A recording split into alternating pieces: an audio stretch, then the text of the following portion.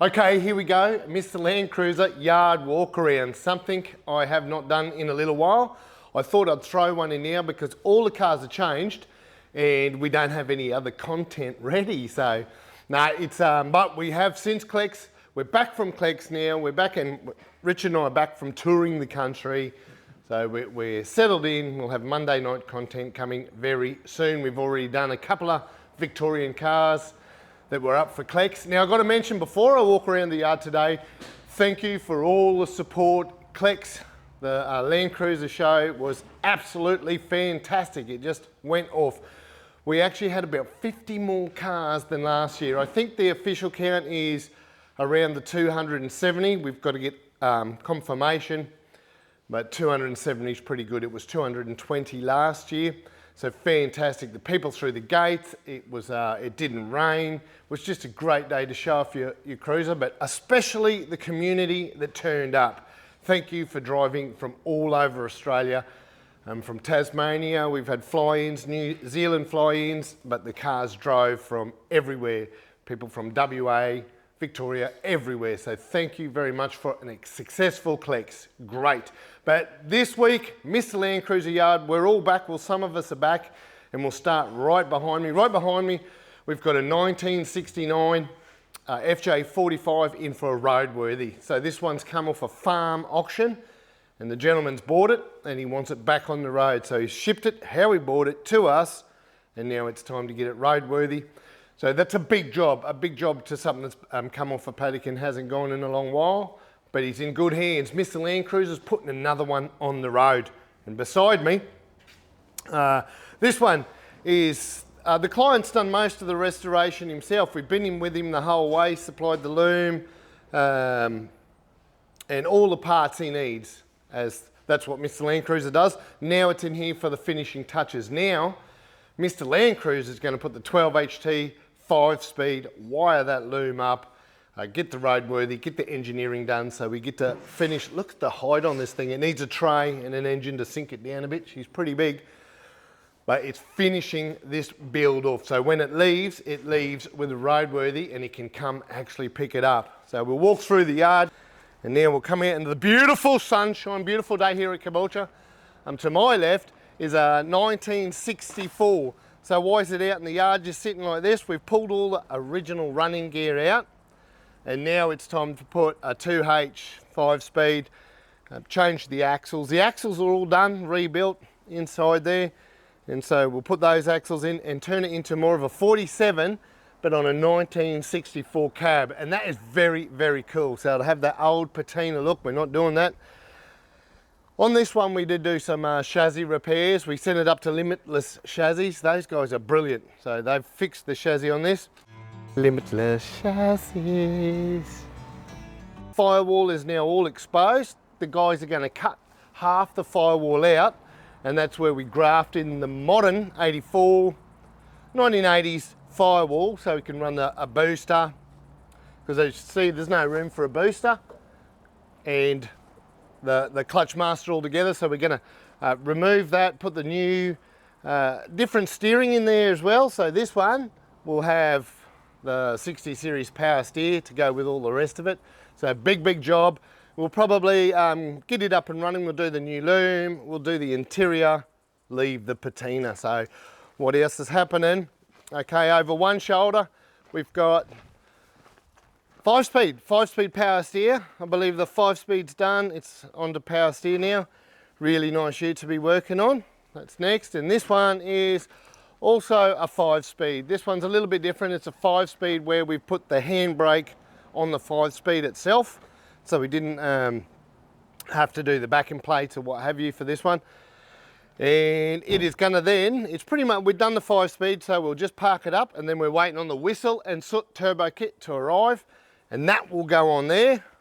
We'll walk around past my ute for some show and tell in the corner back here. We've got lots to see. So this one, here we go. Oh, the patina on this and the condition of this is absolutely lovely. Now this one, the client has brought in himself some power steering stuff, 5-speed disc brakes. So another one, this is all It's like our bread and butter, 5 speeds power steer disc brake. So this one's getting all the upgrades. We'll tidy her up, get it back on the road. And what a beautiful, excellent condition car, that one. 60 series. This one's bloody lovely. This one has been in the same family since day dot. Son owns it now. Ben owns it, but his dad bought it.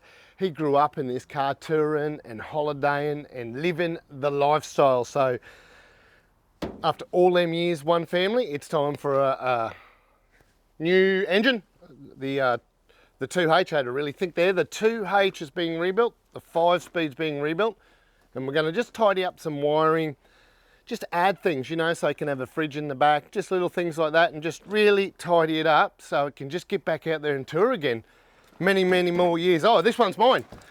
It's been a long time waiting for this because I push it aside for clients' cars, but finally done about 120 kilometers on the brand new engine, brand new loom. There's just a couple, you know, I've got a little sheet of paper. I've just got a couple little things to tick off before it's absolutely spot on for me. We'll go through that list and then we'll have a video on this one on ACL looms into detail and Oster engines into detail, what they did and how my engine all unfolded. So I can't wait for the show and tell on my old girl. This is a 47, this 47, really got to think now, so it came in pretty standard. We've done disc brakes, we're rebuilding the engine at the moment. We've already rebuilt the 5 speed. We're going to add power steering. When we pulled her all apart, we noticed the cross member was shot. So we've got them, we sell the McKinnon's Cruisers cross members and all their gear. So we've just finished painting all the cross member up. So the cross member will go back in there. And then what we've decided is it's not a restoration, but while it is apart, we're gonna address the firewall and paint all the firewall up. So that's on the cards. This one, the motor's finally, it's been here a while, the motor's finally arrived, 1HDT, so we can actually start this build again. This one, another whistle and soot job. It's not the only reason it's in here, but we're waiting on the whistle and soot to turn up, probably 3 weeks away. And then this one is turboed. I believe that's a wreck over my shoulder. Here we go. We've got the farm truck here. Now this one's not booked in for work. However, we did find a few things. Can't open the door handle, so we've fixed up the door handle and the mech and stuff while it's in here because Sean is just such a wonderful, supportive guy of our small business, and he's helped us out with CLECS. Just such a gentleman. Let us, second year in a row, he's let us have a vehicle of his on display.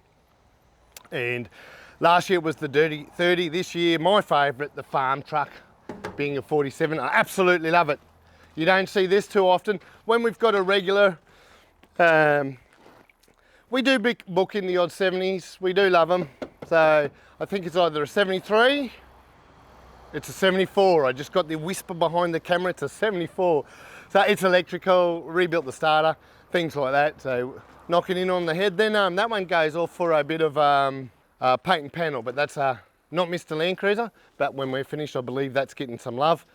One over my shoulder. It is recently in now. That one's getting, it's got a dead H, so we're going 2H, 5 speed, just all the Mr Landcruiser updates that are really, really popular around here. We're nearly finished. Over my shoulder here, we have one last car. Look at this beauty. Mine gets under the shade of the tree. So, 7,500, Richard and I did 7,500 kilometres each, and things like the Undadata track and the Alfink, the Simpson Desert. The corrugation was pretty tough. Both Richard and I, both in our 60s, my 12HT, his 2H turboed, we both did an alternator and we both had a rear flat, and that was it. That was the only dramas. Luckily for me, the alternator went when there was 2 days to go. So I didn't even worry about it. There was charge in the battery, you can turn the key on. The joys of 2Hs and 12HTs. Turn the key on, indicators, brake lights still work. So I just legged it home without an alternator, and now finally put an alternator on it so I can charge the battery and just go back out camping. Planning a beach weekend next in that one, so coming up very, very soon. That's it in the Mr Landcruiser yard. It's been a fantastic few weeks. Very busy here. It's great to see. Thanks for viewing.